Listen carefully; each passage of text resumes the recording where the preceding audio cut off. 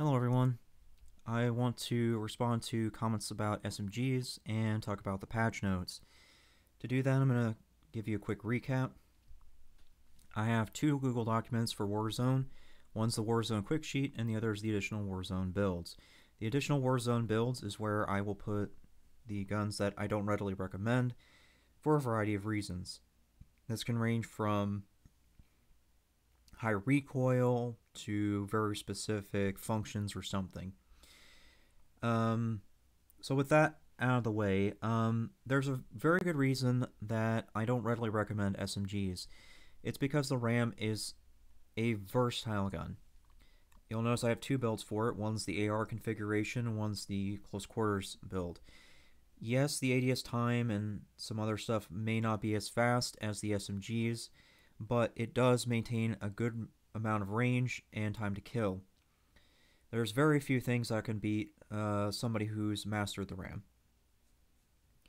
The RAM will likely only lose to a Fennec Burst, Fennec and Automatic, MP5, or a FAL.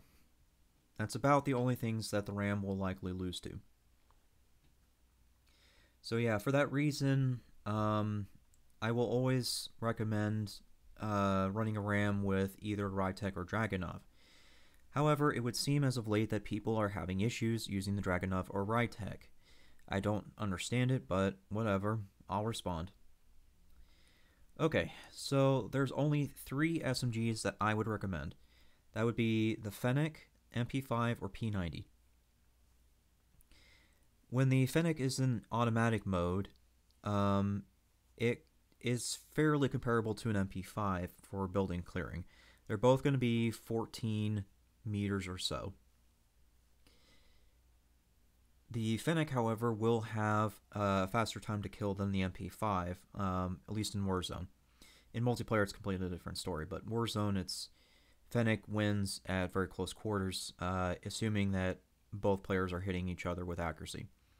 So yeah, the MP5 will definitely lose to Fennec in close quarters. P90 will lose to both in close quarters. The P90 is good for range. Other than that, it doesn't really have much else going for it. The Fennec with Burst, though, that completely changes the equation. The Fennec with Burst can compete with a lot of guns, assuming that you are on top of hitting your shots and things like that. So yeah, let's go ahead and look at ranges. By the way, I see I mistyped that. I'll fix that later. Moving on. Okay. So the MP5 with its monolithic integral suppressor is 14.06 meter range as far as I can tell. I don't know if the game rounds up or rounds down, so I'll just go ahead and say 14.06. And then I guess just leave it at that. But yeah, so it has very short range, even when you have the best attachments for its range. And by the way, you'll see that here. I do have this here to remind people that monolithic integral suppressor is 12.5% increase to damage range, while the monolithic suppressor, the one that goes on the muzzle, is 7.5%. It's very misleading because you can notice that with this screenshot it says bullet velocity, but yeah. Okay, so here's the P90's range. The P90 I normally recommend with the 10.6 inch barrel. It comes out to about right here. So it's going to be about 19 meters once you put on the monolithic suppressor, which is very, very long for an SMG. Certainly not as long as a Fennec Burst, but as far as automatic goes, it's still pretty far. So let's go and look at some numbers for this. The MP5 at P90's effective range is going to be about 576 millisecond time to kill on 3 armor plates. P90 is going to be 585. So you can see that they're kind of equal at that longer range, because at that point it's really a matter of who gets a drop on who. But once you start getting past that very tiny sliver of effective range out to 20 meters, that's when things start to really change, and then of course well beyond that as well. But at 20 meters, the MP5 is going to be 720 millisecond time to kill. P90 is going to be 650. As you can see, the longer the range, the less that the P90 is effective, less that the P90 is affected, and the more the MP5 is affected. So there's your P90 and MP5 comparison. Now let's go and look at the Fennec. The Fennec with its burst, and I'll by the way add this ZLR Saber Slide or whatever later on, but the Fennec with its burst is going to come out to 37.5 meters if you're hitting the upper torso. That's AR territory range, which is absolutely insane for an SMG. Of course, it is limited in the fact that it's a very small magazine size. We'll go over that in a minute. But it has very low recoil, and it has a slightly higher headshot multiplier when it's in burst mode. You'll notice that because you'll see this says 1.6 times. This is 1.61. It's not much of a difference, but it's still something. So yeah, keep that in mind as we talk about the time to kill in just a moment. But yeah, so this is very effective. Let's go and talk about that time to kill now. So the Striker 45 with its hollow point rounds is going to be 468 millisecond time to kill. Or I'm sorry, 467. Yeah, sorry, I was reading the wrong lines down here. 467. Without burst, it's 486. The MP5 on its 9mm is 504, so you can see where I was talking about that earlier. The RAM is 544 millisecond time to kill, so you can see that the Fennec, assuming you are knowing what you're doing, can reasonably destroy most things in burst mode. However, there is a problem with this. It depends on your accuracy. Not just in how many rounds you have, but also how much of your magazine you're going to be dumping. Because you'll notice that a Fennec with its hollow point rounds is going to take 6 rounds to down somebody on 3 armor plates. But if you can mix in a headshot with the torso shots, it will bring it down to 4. So, yeah, so if you're somebody that's going to be hitting the torso only, then you're going to definitely be using a lot of rounds. But assuming that you can be very accurate, then you won't be using as many rounds. That's the short version of this. Just be aware that there is a 75 millisecond burst delay. It's going to be a little bit longer than the Strikers, which is 67. With that mentioned, I just want to quickly go over why I'm choosing the Fennec over the Striker. For people who like to level in multiplayer, the Fennec will do a better job in more circumstances than the Striker 45 will. The Striker 45 with its automatic mode is going to be 195 milliseconds. Yes, it does have a lot of range for multiplayer. As a matter of fact, the Striker can replace ARs in multiplayer. But the problem is once you put in the burst, then it gets up to 300 milliseconds. The Fennec is mostly unchanged. The Fennec is 162 milliseconds on automatic and 195 with its burst mode in. So you can see that the Fennec is a bit more versatile. It works great in Warzone and can work just as fine in multiplayer as either an AR replacement or I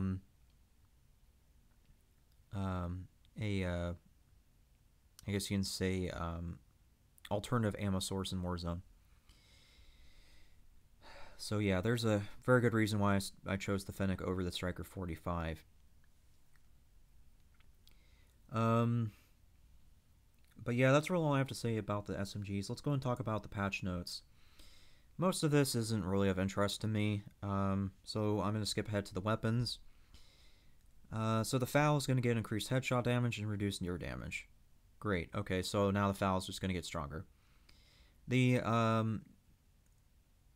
The limb or lower torso is not really a huge deal. You should be aiming upper torso anyways with the FAL, so this part right here, I don't even really see this as a nerf. This is just, it's doing nothing. This right here, though, that's the big deal. As far as the Holger 26 and M91, I could care less. Increased damage range, increased ADS speed, increased near damage, increased ADS speed. big whoop, because the M91 is 623 millisecond time to kill, and the Holger is 632. For a reference point, the PKM and Bruen are 553, and the S87 is 582, so it's already slower than all those other SMGs. Even the Kilo can do better than that. The Kilo is 616 millisecond time to kill on 3 armor plates, has a better ADS and reload time, so this right here is a moot point. The Bruen Mark 9, though, that's another big deal. Besides the foul change, this is the other big deal. Yeah, the Bruen's still going to be ridiculous at certain ranges, but now it opens the door for the PKM to do even more ridiculous. Prior to this patch, the PKM was always better at range than the Bruen. So now the PKM is going to get even better at range, while the Bruen gets even worse at range. So yeah, if you can manage using a PKM, you can get pretty far now with this nerf, because if you look over here, there's not really a huge difference between the two. You'll notice that the PKM is going to be 425 millisecond ADS time, assuming you use my build, and 86% movement speed, which is really not the biggest of deal. The Bruen's going to be 409 and 93. So yeah, you are going to be a bit slower on the movement and ADS, but not by much, and you can compensate for that by using a different weapon like a P90 or something. But this is all worth taking a hit for, considering that the PKM will not only be better at range, but it also has a much larger bullet count. Keep in mind, this 425 is with a 100 round belt. This 409 over here is with the 60 round magazine in. You get 40 more bullets for less than, what is that, 10, 1,